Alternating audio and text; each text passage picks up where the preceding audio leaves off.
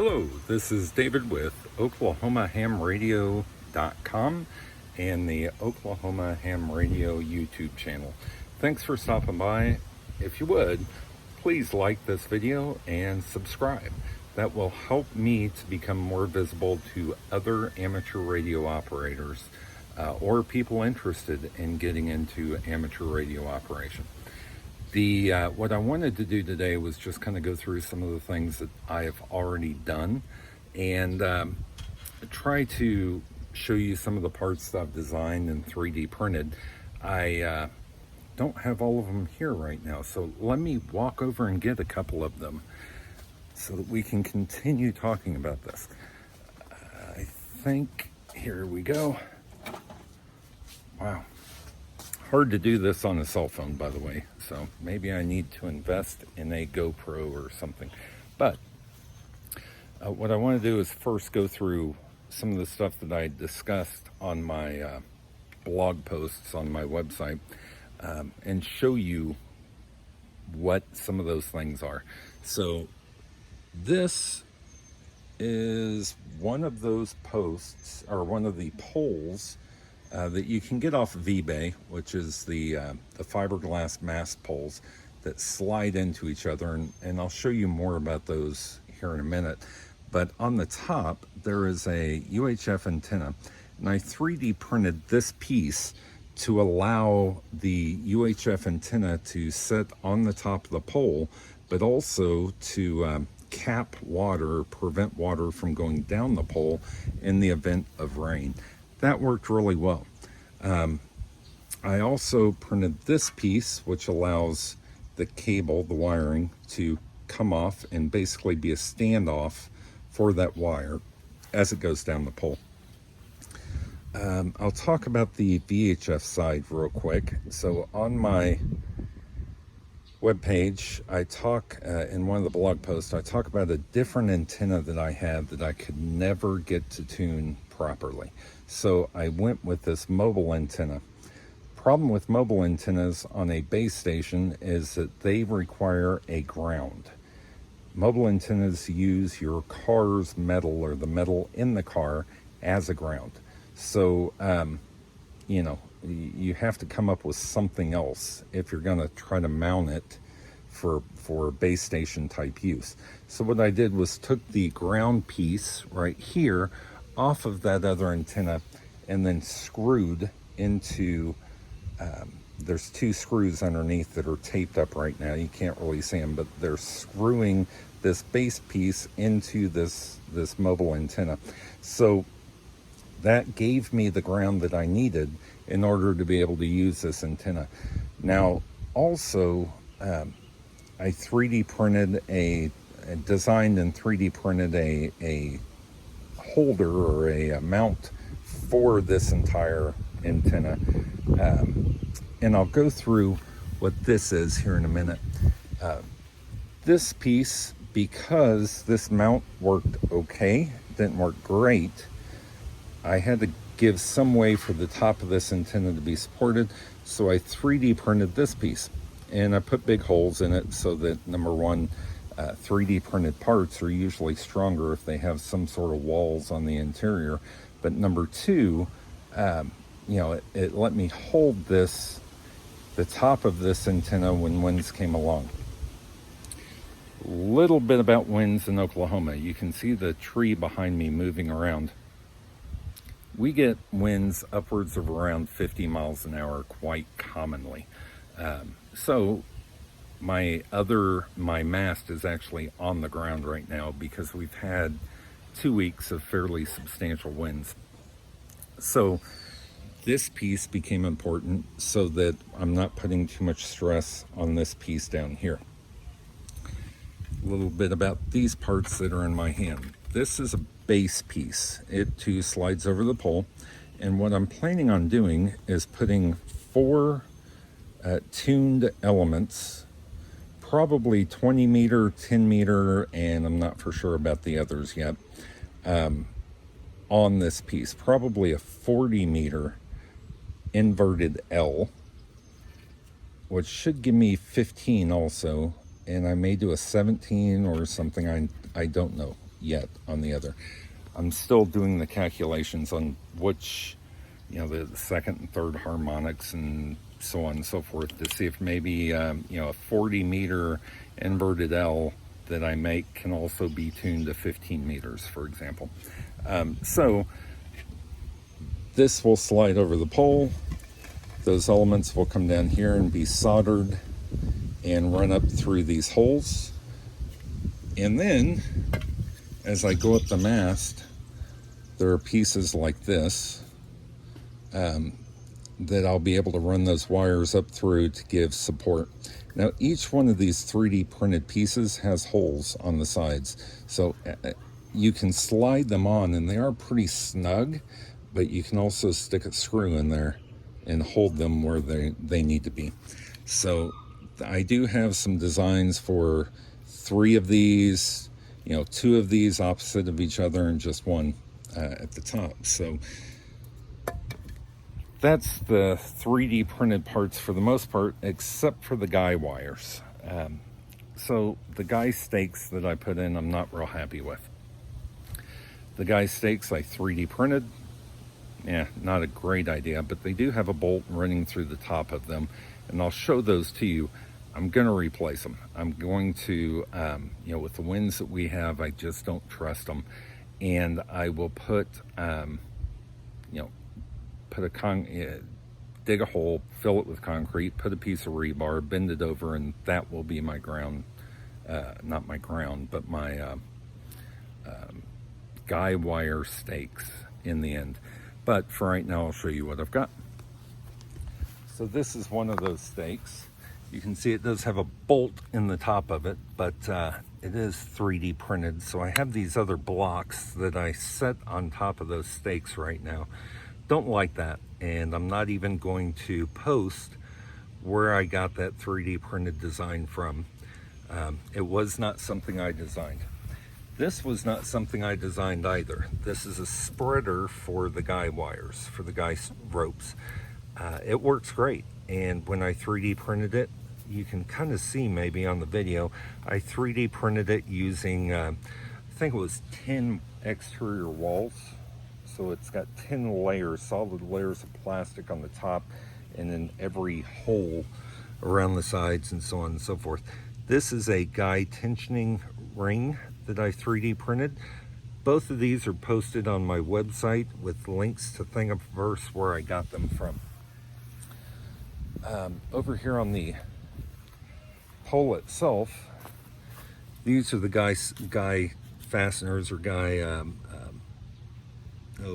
rings, guy supports, whatever you want to call them, plates, I don't know, that I 3D printed, designed them and 3D printed them. They've held up so far, but it's only been, a couple months of having them out here in the weather. So I'll tell you how that goes. As I come up the antenna, I get up here to the rotator. It is a Yaesu G450 rotator. I did buy these stronger brackets. They seem to work really well to mount the antenna onto, or the mast, the top of the mast onto the rotator.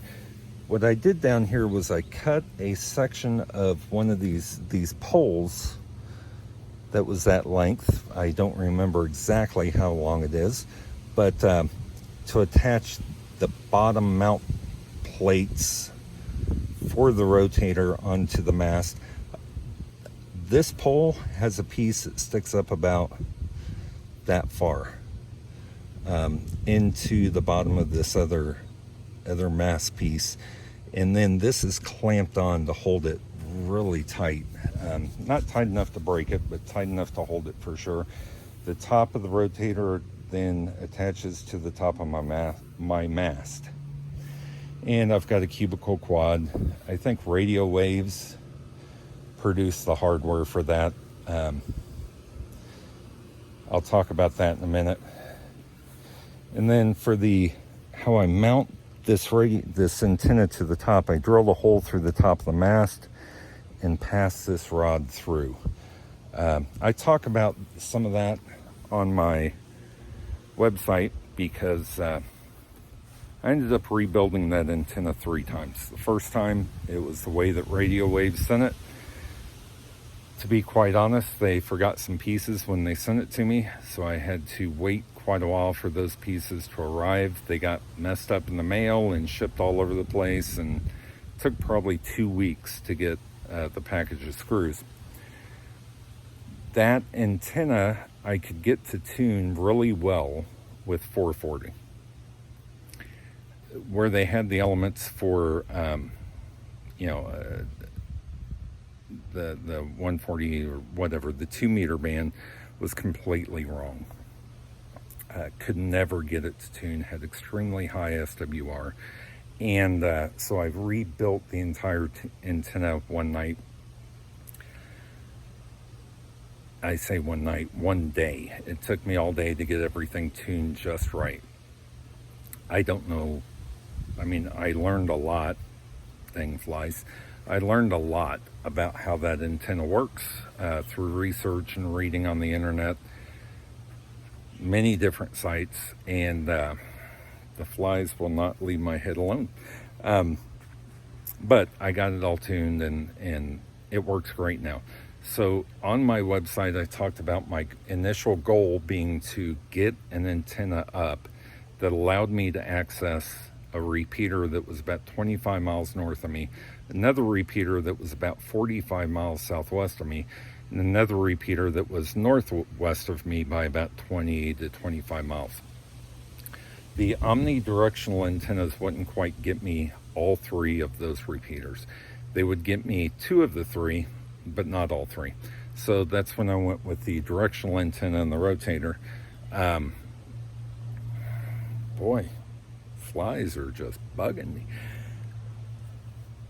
So I went with the directional antenna, went with, and was able to key up those repeaters without any problem, and I'm able to be heard. The other problem is to the north of me, which is that direction, is this big tree. Not real happy with that big tree. That big tree is in my neighbor's yard, but it does come over into my yard beyond my fence line. So anything hanging over my fence line is mine. I can do whatever I want with it. I'm going to use it. So I'm going to take the, I talked about the inverted L 40 meter a little while ago. What I'm going to do is go up 20, for 18 foot or so, whatever it is for 20 meters, and then go over to that tree with wire, obviously, and insulator and so on and so forth, I think, to give me my inverted L for 40 meters. So that's the plan. May work, may not, but we'll find out, and I'll take you along for the ride. So now I want to show you the grounding system real quick. So right now I've got 5 posts, or 5 grounding rods, and my shack is next to the 3rd of these. So I've got 2 grounding rods on one side of my shack, 2 grounding rods on the other side of my shack right now, and that's the window to my shack. So I'll go over what's going on there here in just a minute, but these grounding rods are all copper plated grounding rods that are all 8 foot long, and I will continue from this last one on over to where the antenna ultimately will be standing. Speaking of that, I do need to take a stump grinder to this wood that's still left from a tree that was there and grind that all down. I do want to show you one more thing. The ground plate on the end of this antenna is there. I'll attach the ground to that ground plate. Yeah. Excuse me. And then put ground radials out, because I'm going to do a vertical antenna that I kind of talked about a little bit earlier. So let's walk back over here to the ground that's already in place. These will eventually be all pushed all the way down into the ground. And right now I ran out of the bare copper wire that I was using. So right now I've just got some other wire hooked up to it. Don't worry about that. That's going to be bare number 6 copper wire, attaching these and going all the way out. Excuse me, to the antenna. So let's get over here to the shack. Coming off of this ground post, there's a number 6 copper wire going up to this plate that is screwed to the wall, which is grounding this plate. This plate also has a lightning arrestor on it. I say lightning, it's a power arrestor. The problem is the one I got did not have a post on the bottom to mount it. So I had to create my own ground. So I used some of this braided copper wire to then mount, or to ground out to this plate. I'll use some number 1 or 1 inch wide wire before long, but right now I just wanted to get it grounded. Over here, this is a marine power bus. The power bus is grounded over to this post. This post has number 6 copper wire going over to this plate that I'll talk about in a minute. So this is basically what's grounding outside of the shack down to the ground rod. Now the coax feeds out of the window, and we'll talk about what I did here, but out of the window over to the lightning arrestor, which is, I say lightning arrestor, power arrestor. I need to get that a little better. But anyway, to the power arrestor, which is then feeds the antenna. So this window piece, I didn't see the sense in spending a lot of money when I already had these copper plated circuit boards, and that circuit board, or copper plated circuit board, there's one on the inside, one on the outside. This is a stainless steel bolt and washer that goes through this board onto the inside of the house. And this coax, which is LMR 400, is making contact to this plate, and on the other side it's making contact to the inside part of this plate. So everything's grounded here. If I need to add more pieces coming out, I can always put additional plates as I need to across here, so I can grow this as I need it to. This cable coming out is for the antenna rotator. Doesn't need to be grounded on this plate, so I just passed it through the board that's here. Now this board, there is weather stripping that runs along the top of the board, the sides of the board, underneath the board, on this side of the board. And right up here, I don't know if you can see it, but there is weather stripping that seals this top window now to the inside window. There's a gap there if you don't do that, and I didn't want that gap, so I put the weather stripping up here. In this corner, there's a screw that's screwed down to keep the window shut and tight. So this window is not moving. It's not opening. There's another screw up here that's holding it. All right, one more piece of the grounding system that I don't know if I got right. Feel free to make a comment. I'll tell you my concerns. I'll tell you why I did what I did. But I don't think it's the right thing to do. So we'll find out. Off of this grounding rod,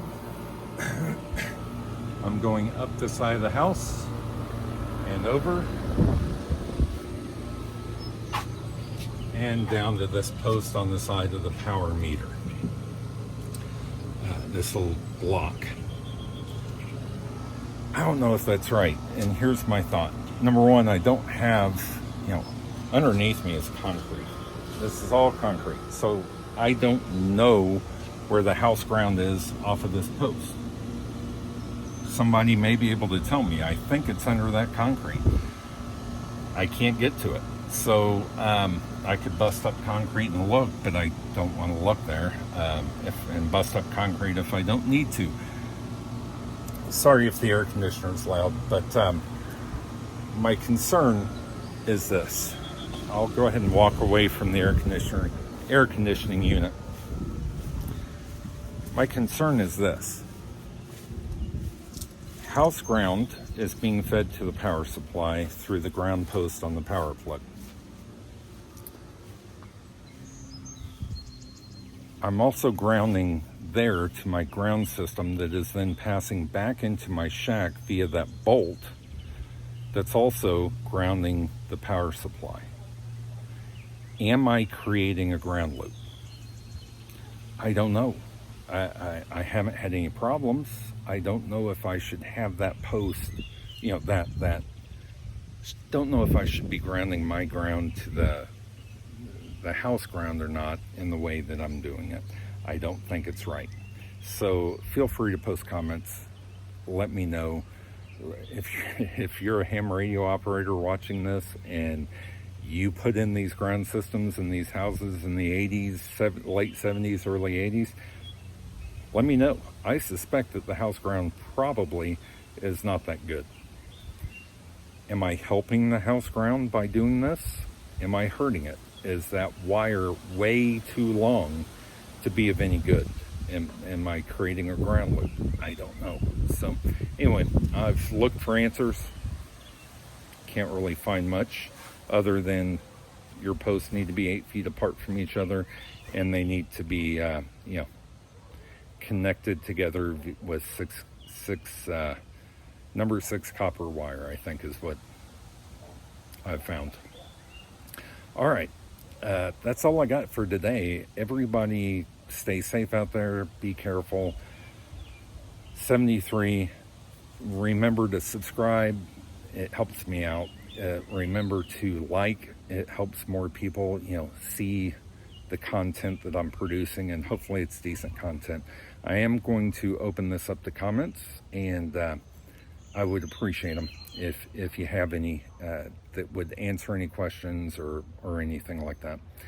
Again, 73, stay safe. Have a great weekend.